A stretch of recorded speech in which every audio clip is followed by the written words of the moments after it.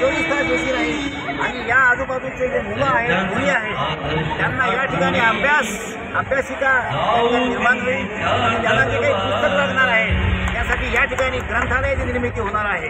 त्याचप्रमाणे संदेश प्रचार आणि प्रसार करण्यासाठी वर हॉल सुद्धा आहे। सर्वांत सुंदर निर्माण झालेला आहे त्याचा भूमिका अर्पण सोहळा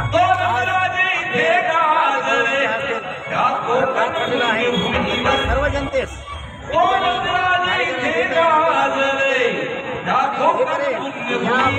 भविष्य आपण जपावं आणि बाबासाहेबांनी सांगितल्याप्रमाणे दर रविवारी प्रत्येक विहारात प्रत्येक उपासक यावं बुद्धाचं दर्शन घ्यावं बुद्धाचा विचार आहे तो आपल्या जीवनामध्ये पालन करावं।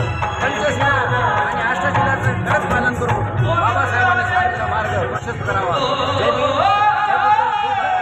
आणि बुद्ध धर्माचा प्रसार ज्या व्यक्तीने केला त्याचं नाव बुद्ध अशोक आहे आणि संभाजीनगरमध्ये किंवा मराठवाड्यामध्ये बुद्ध धर्माचा जो विकास होत आहे अशा व्यक्तीचं नाव म्हणजे आपलं नाव देखील अशोक आहे। या ठिकाणी मला सांगताना गर्व होतो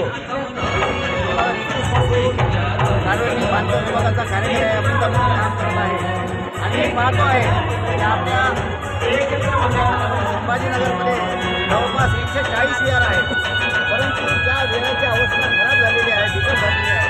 त्यांनी संकल्प केला की या विहाराचं रिनोव्हेशन नूतनीकरण आणि जागा विहारामध्ये सगळ्या कमी गोष्टी आहेत उदाहरणार्थ कुठे कंपाऊंड वॉल नाही आहे कुठे गट्टू नाही आहे कुठे सुशोभीकरण करायचं आहे कुठे खिडक्या झालेल्या आहे त्या सगळ्या विहाराचं जवळपास 84 विहार नूतनीकरण करण्याचं काम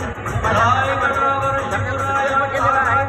जवळपास आजपर्यंत 75 विहाराचं काम सुरू आहे काही विहाराचं काम संपलेलं आहे त्यामध्ये नूतन विहाराचं पाहत आहे त्याचे प्रतीक आहे। आपल्या शाळेला आमचा सर्वांचा सलाम आहे बांधवांचा देखील सलाम आहे। या ठिकाणी महाराज असं असते मध्ये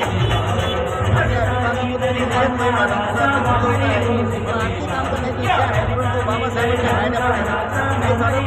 तरी सुद्धा संभाजीनगरचा विकास व्हावा आणि त्या विकासाचं पहिलं प्रतीक साहेबांनी हे काही विहार मानलेला आहे हा ट्रेलर आहे फक्त ट्रेलर पिक्चर आम्ही बाकी आहे संजय पूर्ण करते मला खात्री आहे सगळ्यांना पुन्हा एकदा नमस्कार एकदम